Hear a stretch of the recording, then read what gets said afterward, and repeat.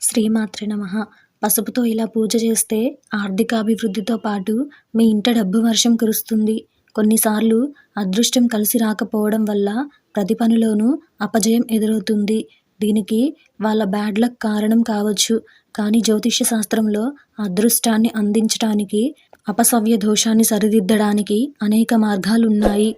ఈ నివారణలో పసుపు కూడా ఒకటి. ఆయుర్వేదంలో పసుపుకు చాలా ముఖ్యమైన స్థానం ఉంది.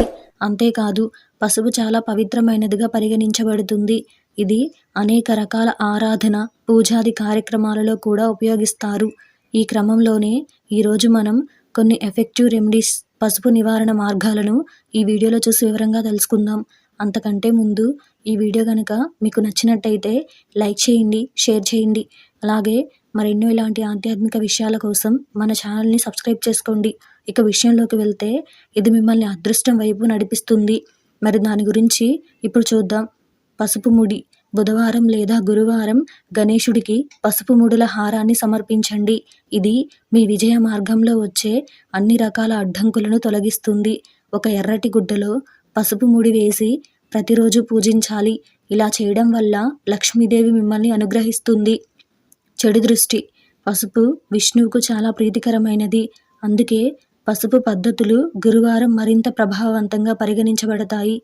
చెడు కన్ను పారద్రోలడానికి పసుపు ముడిని మీ తలపై పెట్టుకుని నిద్రించండి.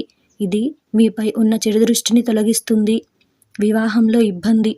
పసుపు నివారణలతో బృహస్పతి సంతోషిస్తుంది. ఇందుకోసం గురువారం నాడు శనగలు, పసుపును దానం చేయండి. ఇలా చేయడం వల్ల విష్ణువు కూడా సంతోషిస్తాడు. మరోవైపు విష్ణుమూర్తి, లక్ష్మీదేవి విగ్రహాల ముందు రోజు చిటికెడు పసుపును నైవేద్యంగా పెడితే వివాహ సమస్యలు తొలగిపోతాయి. రుణడబ్బు.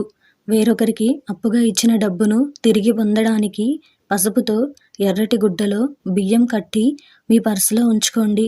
ఇలా చేయడం వల్ల మీ డబ్బు తిరిగి వస్తుంది. ఏదైనా శుభకార్యం కోసం ఇంటి నుండి బయలుదేరే ముందు వినాయకుడికి పసుపు తిలకం రాసి ఆపై మీ నుదిటిపై కూడా పెట్టుకోండి. ఇది మీకు పనిలో విజయాన్ని కలిగిస్తుంది.